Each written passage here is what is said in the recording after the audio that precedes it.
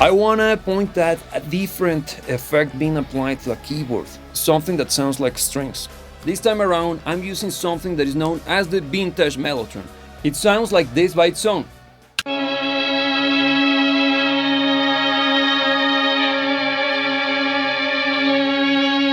But see what happens when I insert the effect in question.